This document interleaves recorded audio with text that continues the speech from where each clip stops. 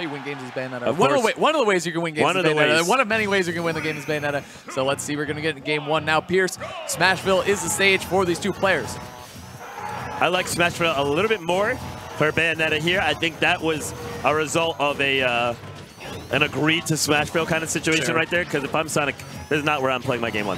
All right, fair enough. I see Locus has set his strategy in stone. He's going to be jumping and naring, reminiscent of Salem. Good person to watch VODs of if you're trying to learn how to play against Bayonetta. Very defensive style that Locus has adapted. Makes sense though, because as Ryu, you kind of want to sit back too and pick a good spot to go in, get your up tilts and later combos. Gonna be looking for similar stuff here with Bayonetta. These two players can come up with. I'm not at all the biggest fan of this style, and it's not because it's defensive. I just don't think it's optimal at all. Okay. I think that. What would you like to see, Chris? I think that. You know, I always find that players in this game usually win when they start applying pressure to their opponent. We saw a big example of that in the last game, and I don't think that's just the matchup. I think that's just the nature of how pressure works in this game. All right, when you move and you force your opponent to react to your movement without committing to buttons, all right, you can really start to create defensive postures in your opponent which are capitalizable on. And when you're just sitting there spamming neutral air, you invite your opponent to do the same thing to you while really not putting any pressure onto them. And I think if we saw that go on long enough, that's exactly what we would end up seeing. But I don't think that Locus will indefinitely just try and camp the entire game, just as long as it takes him to get his feel on the matchup. Yeah, I think he's more sending a message, you know what I mean? This is like a long-term game. He's setting the pace like, hey man, I'm not gonna run at you, I'm not gonna get caught by your Sonic stuff, I'm gonna run away and make you approach me, and then I'm gonna try to cut you off. You know, when you think you're strongest, I'm gonna make you pay for it. But right here, like the way that True Blue isn't falling for any traps, he's respecting Locus, respecting Bayonetta too. Okay, up air, up B, gets that, goes for the up B too. Great conversion by Locus, able to take the first stock. And man, you know, you look at the clock and that took over, you know, almost a minute and a half, more than a minute and a half. Yeah. If you're True Blue, it's like, man, this is gonna be a long set, this is gonna be a long game. Let's buckle in, Pierce, get the snacks ready, start cooking up something, man. Well, I mean, I absolutely love watching Sonic gameplay. I know a lot of people don't, but True Blue here, he needs to still also respect the fact that, okay, if my opponent camping, understanding how to apply that pressure. Because what was really the great part there is that Locus did not get a confirm out of his camping. Locus found that confirm out of his approach. He got a random dash grab, and it wasn't random. He understood, you know, True Blue is being very mindful, and so here I'm going to go for the dash grab on his shield, and he was able to convert that into a KO. So it's really the approach that from Bayonetta that was able to make something big happen, and the players are simply trying to wear down their opponent's mental resolve, you know? If you jump up there and you start throwing out a whole bunch of neutral airs, and True Blue's like, oh, I'm in for the long haul here, you're not really going to be expecting a dash grab like that. But it's really like, can he fatigue his awareness? Can he make him less aware of the potential options that could come out from Sonic and then go in? And I want to see Sonic do the same thing. He wants to say, listen, I'm going to stay on top of you. I'm not afraid. Oh, that could be it. Oh, if he would have caught the third spring on the side B, that actually would have been the stock on Bayonetta, but he didn't go for it. For sure. Locus just doing a good job, you know, controlling the tempo of this match, spacing these back airs against Sonic.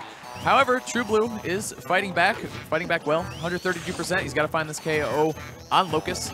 Okay. That's a back throw. That's going to be it. Yep. Going to be it. Bayonetta, lighter character compared to the rest of the cast. Oh, look at Locus. I'm telling you, Pierce, he's sending a message. He's saying, you know what? I'm not going to approach you. Even when I could drop down from the platform, I'm going to eat up as much of the clock as I can. I like it. This match is not going to time. No. Well, because I believe that one of these two players will figure out that they need to approach. And when that happens, you just approach. The game will just come to a natural resolution. Yeah. If the match goes to time, it means True Blue is not playing correctly. Yes. Because right now, Locus, although I said, you know, approaching would probably work out better for him if he knows how to do it. See, that's exactly what I'm talking about. You know what I'm saying? Exactly. Like, it's just not going to time.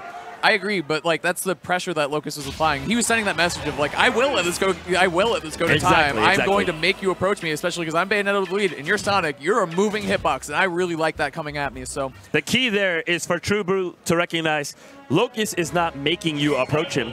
Locus is determining, I mean, you should determine that you want to approach your opponent, right? There's nothing that Locus has in his arsenal which is extremely dissuasive towards approaching. It's simply, okay, he's watching for approaches, but you as a player, again, utilizing your pressure and putting it onto the opponent and understanding how to properly apply that is going to make sure that you can manage to make meaningful offensive conversions, but he just didn't find any of those. Yeah, and we're seeing actually a change of pace from True Blue, immediately running in, taking actually a small percentage lead, but he's sending the counter message to Locus. Hey man, I don't care if your game plan is to pretend to run out the clock or to run out the clock itself. I'm going to respond, I'm going to rush in, and I'm going to make things happen. Right here, we see True Blue looking for a lot more pressure. He's like, wait a minute. I spent all that time trying to not get timed out, and I just gave Locus 2 opportunities, which he was able to find so easily because there was no pressure on him. You know, you see this so many times in Bayonetta matchups.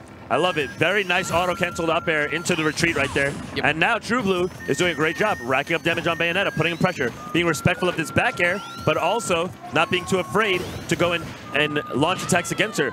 Back air does beat neutral air, by the way. Sonic's back air, you can just jump up and throw it out, and it stuffs it right in the face.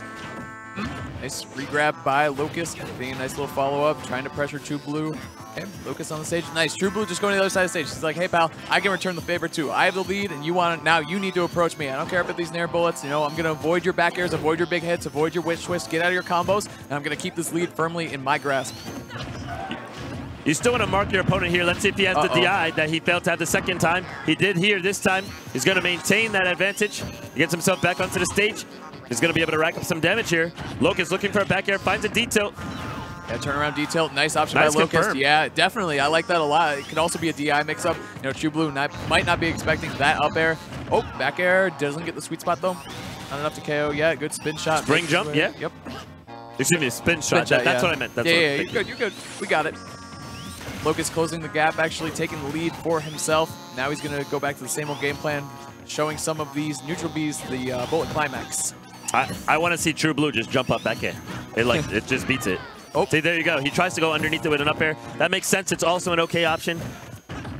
Good pressure by Locus, but the retaliation was even better from True Blue, getting a run up smash. Very nice stuff. This time True Blue, the one in the driver's seat. Now let's see what he can do with it. Man, I mean, right there, Locus showing his hand a little bit, saying, hey, got a little antsy, a little ambitious with that up smash, but he might be able to get a KO here. Forward air, down air, really nice. Yeah, that was great. That was great. That was great. I mean, what a conversion right there. Oh, no. Locus, a true Sonic main. I mean, excuse me, a true Bayonetta main now. Well, actually, he was a Sonic main before Ryu came out. Yeah, that's true. So, timeout Sonic main. So maybe we're seeing this as Locus's revenge on his old main. Okay. Good back air from True Blue. Applying some damage. Good stage control. Nice. Up air strings. That was sick. Yeah. I mean, you know, nice Locus. wait for the air dodge, too. You know Locus what? Sorry? He's very good at comboing. We've seen it with his Ryu time and time again. See what he can do with Bayonetta. You know, he's doing it for these unconventional things, but they're super sick, and they're really working out. True Blue letting Locus get away with a lot of jumping for free. There is a such thing as respecting your opponent too much. I mean, we know that Bayonetta is powerful. We know that there's witch time, but you have to play the game. You know, you have to decide you want to get in there. Are you going to hit your opponent and deal damage or what? Like, what's your plan here? True Blue trying to find his way back on the stage. There he goes. Does it, gets an up air. Locus trying to find his next KO option. Again, and now Locus had some problems with the spring earlier in the set. Able to avoid it that time, though. I don't know if that's what he wanted. I don't think so. But either way, he's still living. Nice. Good patience from Locus. Is he dead? Up there. Oh, no, great can't reach DI. him. Yeah. Just barely. Oh, not dead here. Yeah, I was going to say, not a great trade for True Blue, but I guess actually he might take it. He's in the disadvantage right now. There we go. Okay, now he's got his feet back on the ground. He's feeling good. Oh, okay, with that back air, great call out. Yeah, that was sweet call out from Locus. Really the thing that Locus capitalized on there were his combos were amazing, but also his back air is very well spaced, very well timed, getting the sweet spot there to take that one down 2-0 against True Blue, showing out, hey man, gotta watch out for me. I'm the new Bayonetta on the block.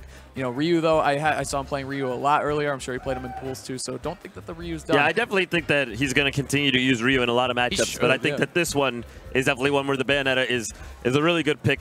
You know, and to me, when I see that matchup and how it unfolded, it